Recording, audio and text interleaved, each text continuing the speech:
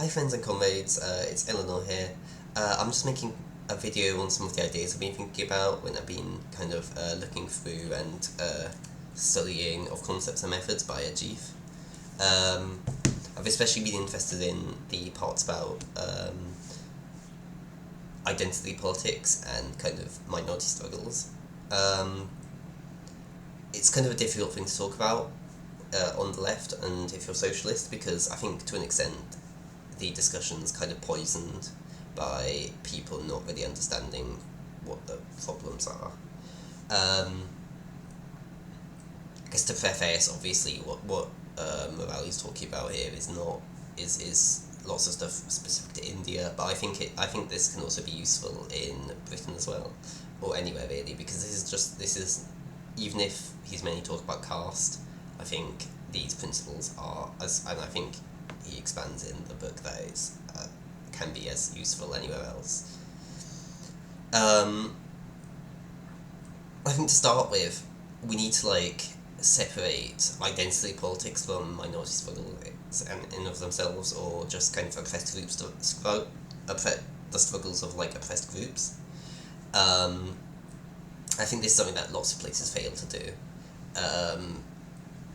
So minorities obviously want to have equality and freedom. These are any minorities, any oppressed group. This is what we want.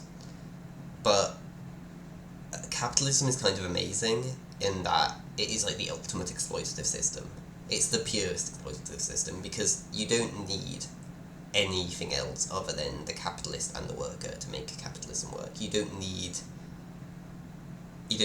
racism. But racism is still caused by capitalism, but you don't need it. And this is why race, oppressed groups, racially, for example, can easily be included into the ruling hierarchy, included into the ruling ideology, and this is what happened. And same with women and gay people, and for example, all these previously oppressed groups have been subsumed by capitalism because it can do that. It does not need to oppress them really to survive. And in fact, it might work better without oppressing them. And I guess that means that all minority groups would necessarily they can be included in the bourgeois society. Identity politics is it's when identity politics is the politics of it is fundamentally the bourgeois politics of being included in the capitalist system, and that's why it is completely wrong, and if it can't be compatible with socialism, because it is that drive to be included in capitalism. It is a fundamentally bourgeois and petty bourgeois ideology, and it goes against class being the most important thing. But what people then misunderstand is that they think that all minority struggles and all oppressed groups are necessarily being following identity politics by kind of supporting their own issues, when this is a complete mischaracterization of the issue. This is something that, for example, lots of the English socialists make mistakes with. They complain about identity politics a lot without actually understanding what identity politics are. And this means that these socialists are completely missing out in appealing to these oppressed groups, which, whilst they can be included in the bourgeois system, are presently not necessarily. Which is what the communists need to be there to help them. And I guess that can take part in the idea of the mass line and understanding the people and working with the people. I guess just a diatribe. When I was reading this, a tangent or whatever. Is it a diatribe? I don't fucking know. But I was kind of like, I used to be like kind of not really, I don't know, I used to be not really that supportive of like environmental issues because I was just like, okay, technology will fix it. But I think that is a very un, that's like a very disjointed opinion really. And it's only by like taking part in mass movements and understanding what actually the people do want, and the people do care about the environment, that I could understand that the environment is an issue. And I think that's just a interesting example of like learning for like learning from the people, and maybe like and the people learning from you. But yeah, I did learn from the people there. um, but back to the issue, what what it is the socialists' duty to be there for these minority groups and to include them in a democratic front, because they otherwise the bourgeois will, who are oppressing them at the moment, will eventually include them in the bourgeois system. And this is fundamentally why kind of like anti-feminist or whatever, I fucking hate that shit, like anti-feminist socialists who like quote Marx like he's a saint rather than like as a guy living in the 19th century, um, completely fail to understand like what and actually that's not even the best example, because to be honest women are included already in the bourgeois system, but their sexism is obviously still an issue, like I think anyway everyone's faced it. But yeah, it's still the people who are like that, who are like sexism, like who are like sexism's over, and feminism is it's Paul, it's not really compatible with socialism, are making a fundamental mistake. And obviously like with trans issues, this is another like, and I think that there's often a like kind of a failure to like a kind of under, there's a disrespect of the workers when it comes to trans issues, because people are like, oh, well, the workers don't like trans people, and that's just a complete, it's just a complete disrespect of like the workers' actual like progressive nature, which I find very disturbing when people talk about. It's very rightist. It's a very rightist tendency fundamentally. Um,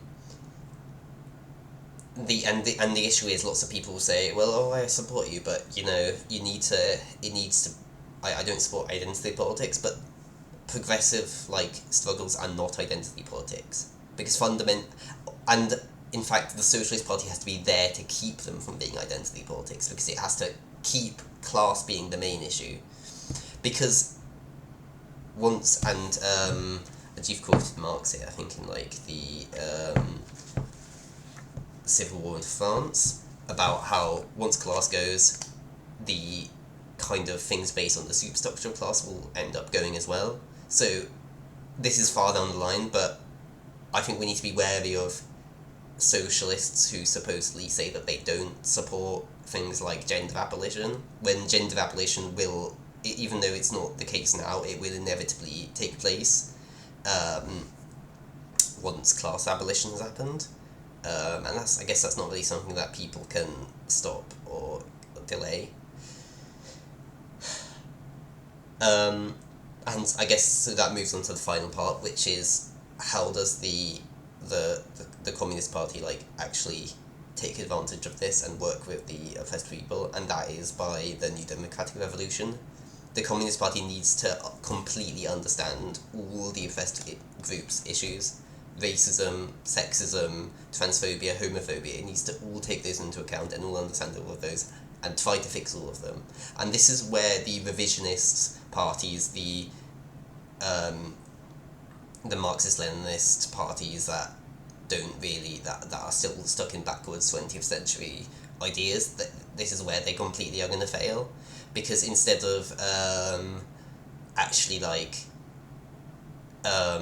instead of actually being able to like include these groups and build that forward, like, and solve their issues, they're just ignoring them and saying, oh, you just need to be part of the party, that's all that matters. It's a very kind of snobby, I can't think of the right word here, but it's a very snobby,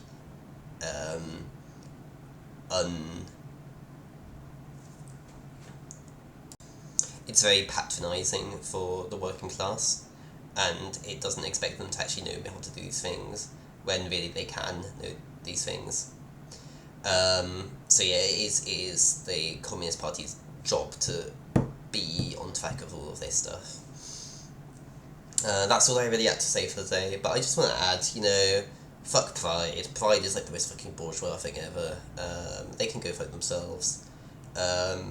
I think that is an example of identity politics. Like, maybe Pride wasn't in the past, but now Pride is completely, like, it is the biggest example of bourgeois identity politics.